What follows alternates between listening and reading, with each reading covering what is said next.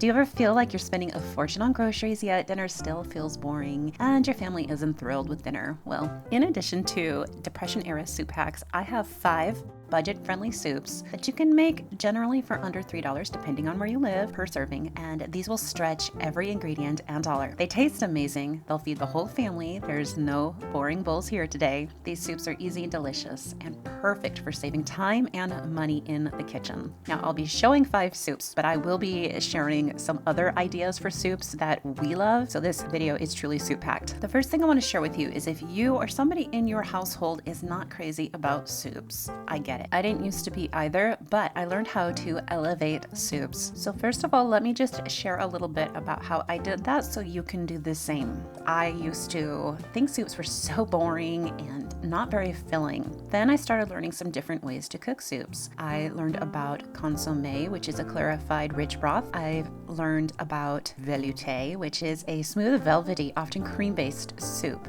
I also learned how to do a potage, which is a general term for a thick, hearty soup, like a potato leek soup. And of course, a crème de, which means cream of. Learning how to do these different types of soups completely transformed my soup journey and changed my mind about soup. And guess what? My family calls me the soup queen now. Later in this video, I'm going to tell you a soup hack. It's a trick that you can start a base for any soup that is going to take that soup from plain Jane to paradise. So don't go anywhere. It is the dead of winter.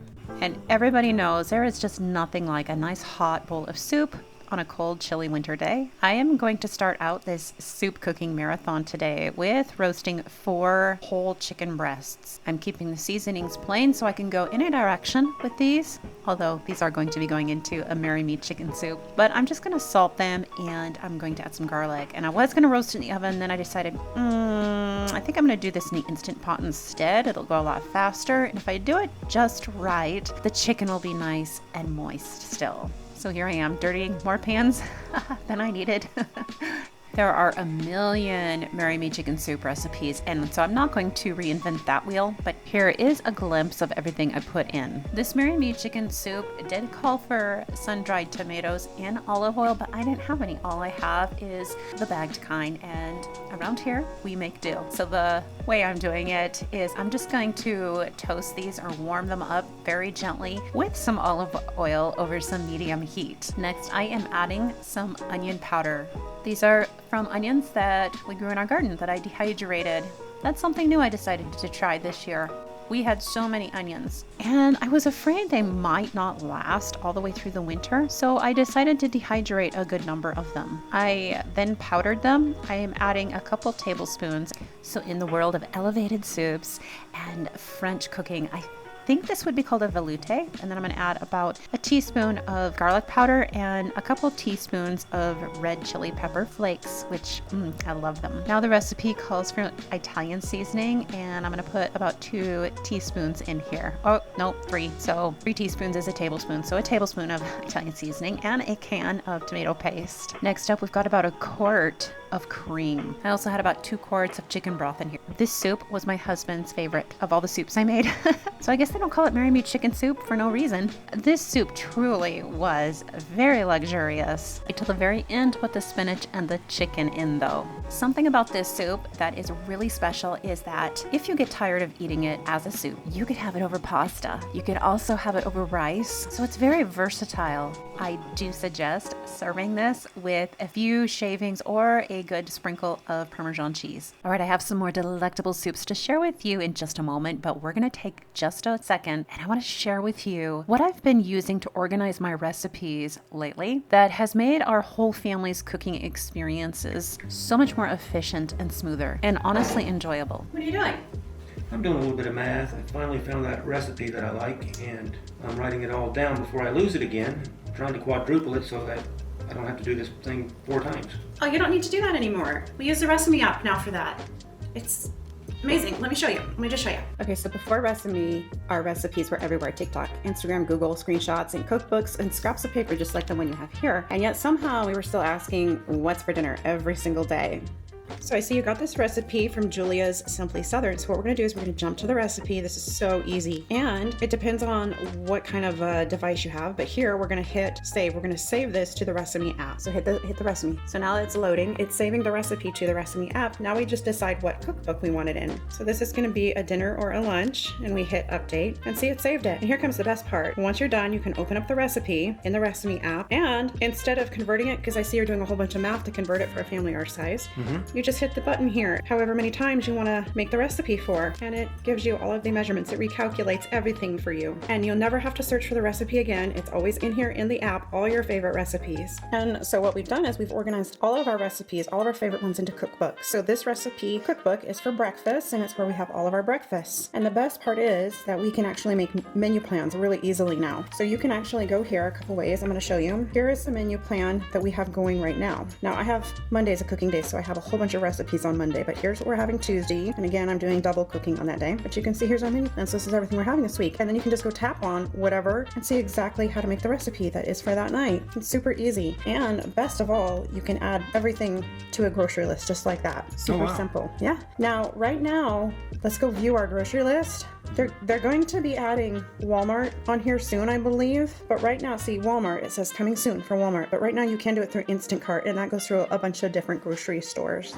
And another thing that we can do is you can just take your phone, let's go to the Recipe app, and see the plus button? Yes. You hit the plus button, and you can import a recipe from a browser, from a website, from the camera. So that's what we're going to do now. So we hit camera and we hit take photo, and you can take a photo of this. We're going to take a picture and use photo, and look at that. It imported the recipe for you. I thought you got it direct from the source. You can do it either way. You can get it directly from the website, or you can you can take a picture of a recipe that you have, maybe like a recipe from your grandma or your mom or somebody in the family. Those would be great for recipes we make up. And we do import, yeah, totally.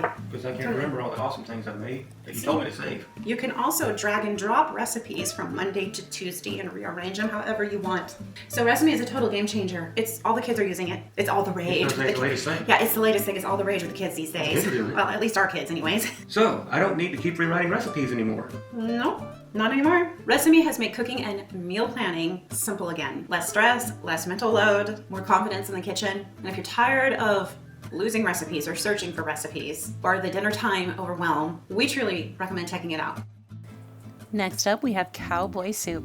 I don't really care much for chili. This was very similar to a chili, but I like it. I like it way more than chili. For me, chili is just too thick. This was perfect though. I loved this soup too. Again, there are so many Cowboy Soup recipes out there. I will, of course, link to the Marry Me Chicken Soup and the Cowboy Soup that I used in the description box below. I do highly recommend the recipes I used. They were perfect. Now, I want to give you an affordable idea as I wrestle this package of turkey open.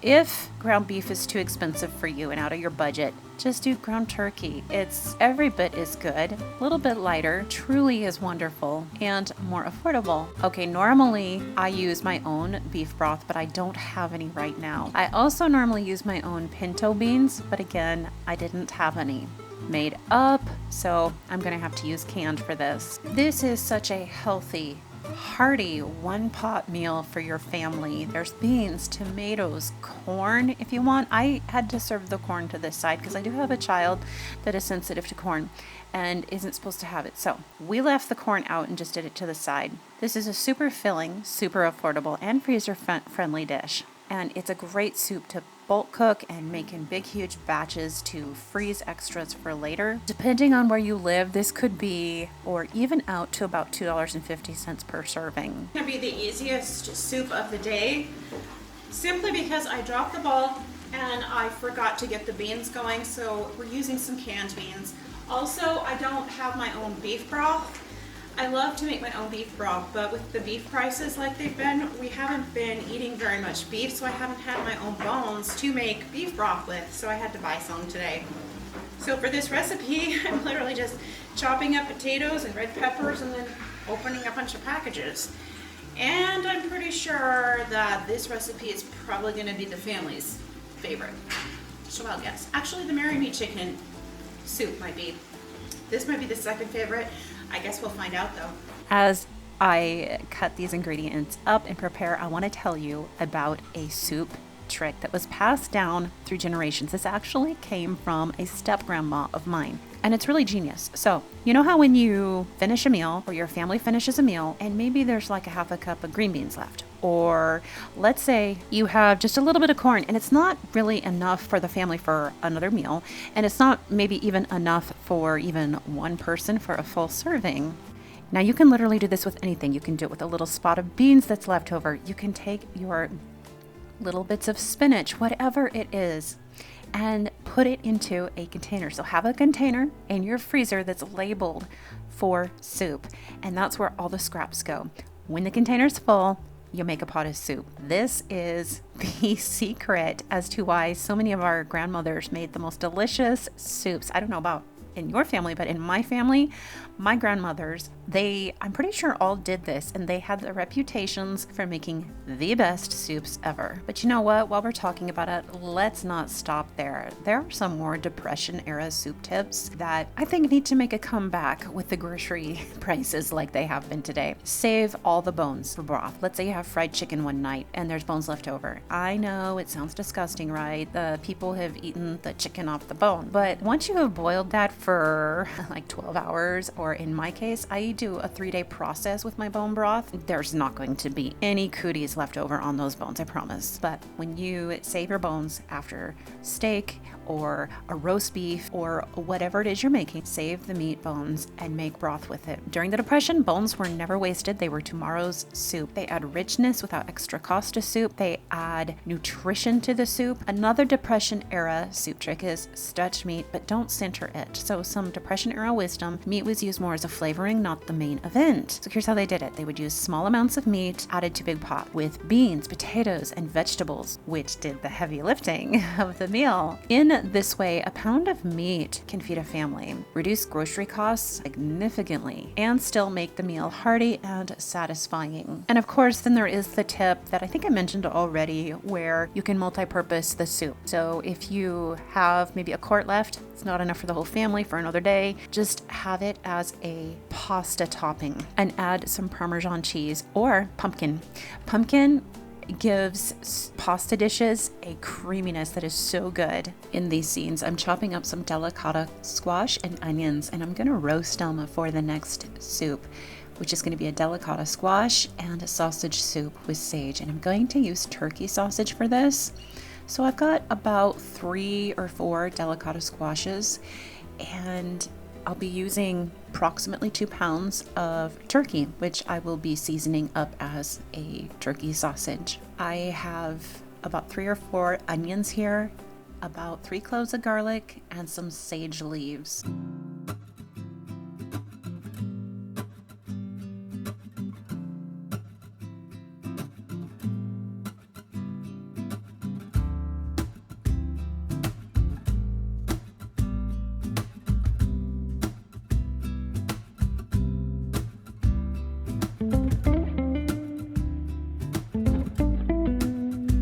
I'll show you one of my favorite kitchen gadgets. This is a degreaser. It's a broth degreaser. So there's 4 cups in there, and all the grease is going to float to the top and the broth is going to go to the bottom part, and I can just measure it as I put it in the soup. Although, who are we kidding? You and I both know I don't measure anything.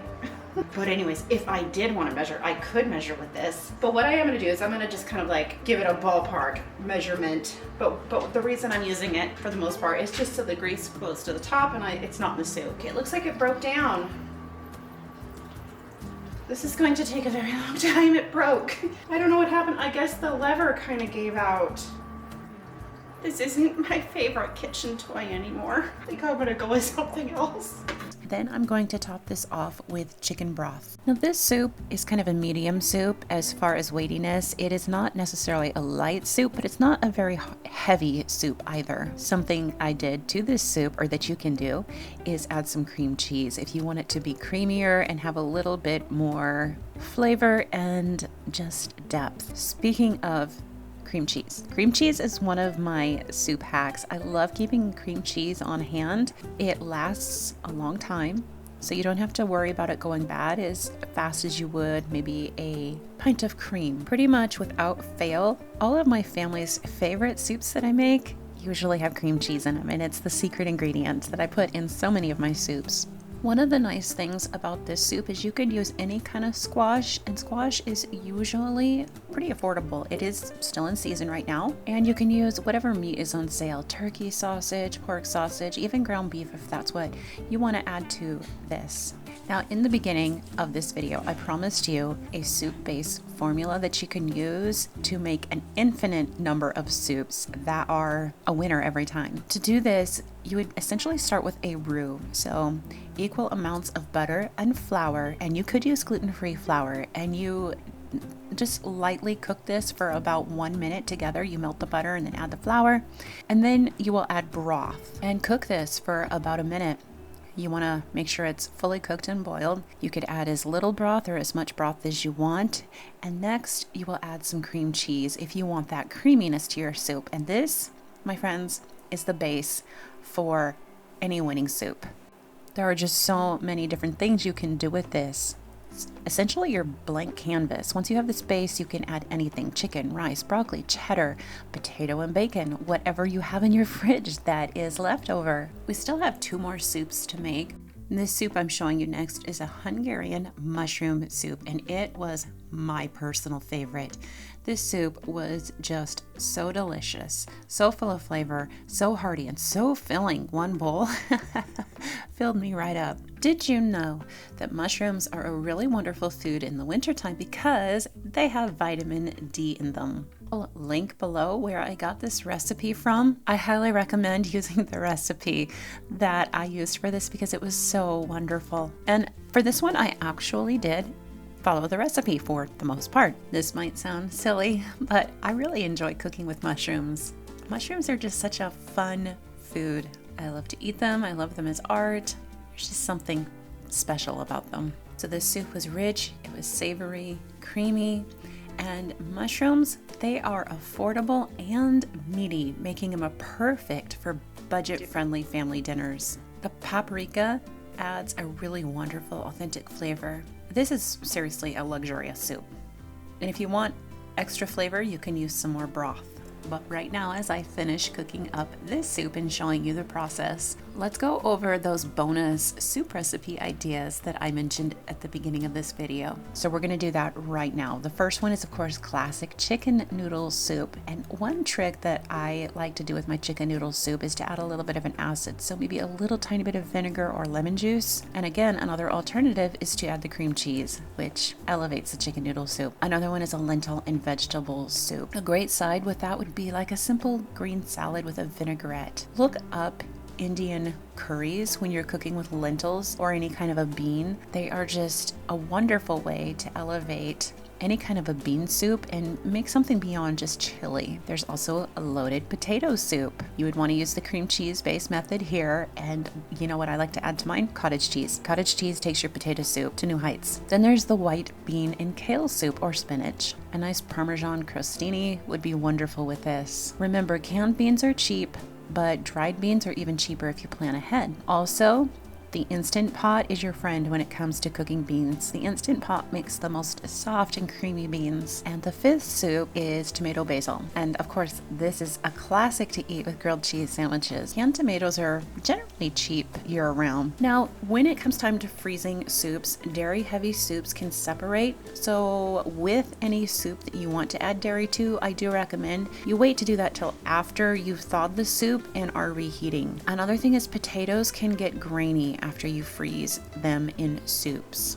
Most soups can last 3 to 4 months in the freezer, but don't forget to write the date and read heating instructions on a piece of tape on the soup or on the bag. I like to use gallon-sized bags. They work really well to lay flat and save space. Now, the people that like to avoid plastics don't like to use the plastic bags because when you thaw it out, there's information saying that it seeps plastics into the food and chemicals into the food. So what I like to do is I will freeze my soups in the bag when they're cool. So cool the soup completely first. Don't put warm soup into a plastic bag. Cool it in the jar and then transfer it to a bag once it's fully cool. And when you go to thaw it out, don't thaw it in the bag, cut the bag off and immediately put your soup into a pan to thaw. I'm pretty sure that the Marry Me chicken soup is going to be one of my favorites, but this is definitely at the top. This Hungarian mushroom soup, I had no idea it was going to be this good. When I was making it, I didn't think it was going to be half as good as it is.